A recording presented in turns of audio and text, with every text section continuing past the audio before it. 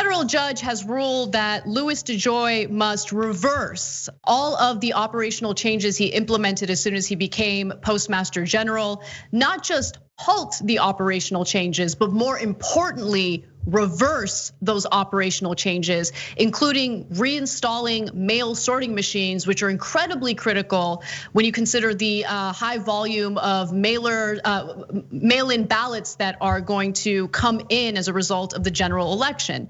So this federal judge in Washington state on Thursday granted a request from 14 states to temporarily block operational changes within the US Postal Service that have been blamed for a slowdown in the mail.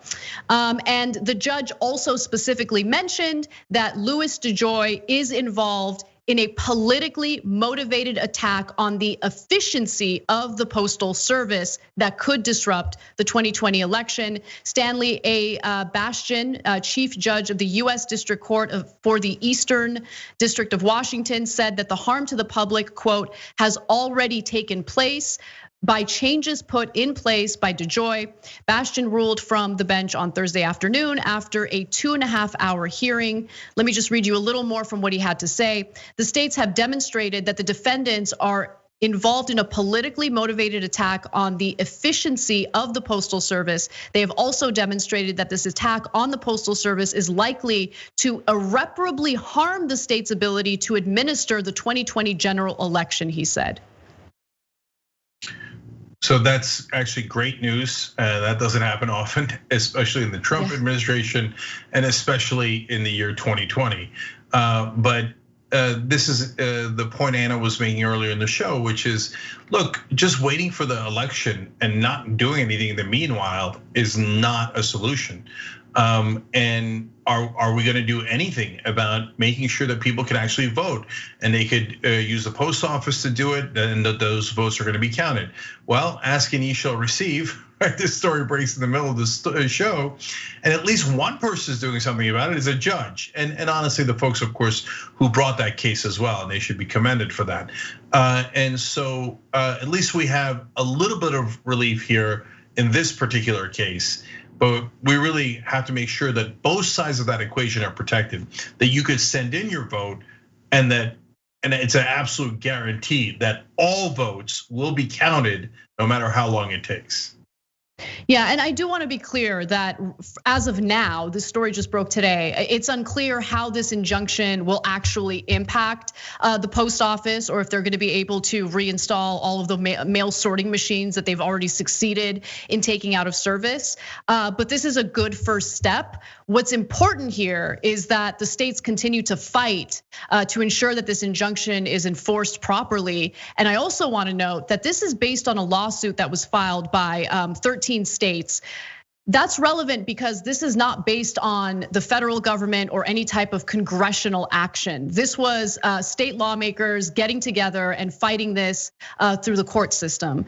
And I just say that because, remember, congressional Democrats demanded a hearing with Louis DeJoy. They had the hearing, and I've been looking to see if there's been any action taken following those hearings, and I haven't seen anything yet. Doesn't mean that there isn't any action being taken behind the scenes that maybe we're unaware of, maybe it hasn't been reported on lately.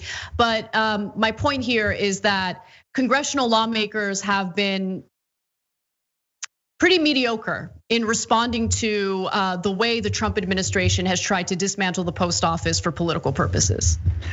One of our viewers, Anna, earlier in the show made a great point through YouTube super chat. He said we shouldn't call it election day, we should call it election week, because there is some percentage chance that Biden blows out Trump on the night of the election. And if he wins by a gigantic margin, it'll get called that night in favor of Biden. There is no chance that Trump blows out Biden. Every poll indicates that he's down, and in a lot of the swing states, he's down a lot. So there's no scenario where Trump not only retakes the lead, but retakes it by a large margin. So right now, as things stand, that is not on the board. Biden winning so big that it ends on election night is possible. But the most likely scenario is that you've got to count all the mail-in ballots, and some states will be really quick and great and efficient in doing that, and some states will be very slow in doing that. Under no circumstance should we say, oh, it's taking 2 days, or who cares, 11 days, right? So let's just not count them. No, whether it's in favor of the Democrat or the Republican, it doesn't matter. You need to count all of those votes. So it's not really election day, it's election week. And let's make sure that every American gets their chance to be counted. And luckily, this decision allows that to happen with a little bit more certainty. Of course, guys, you know election night is here, okay? But for us, it's not election night, not just election week, but it's election day. We're gonna start with damage report, and we're gonna go all the way through. So you guys are all members, don't miss a minute of it. Tell everybody, share the stream throughout, etc.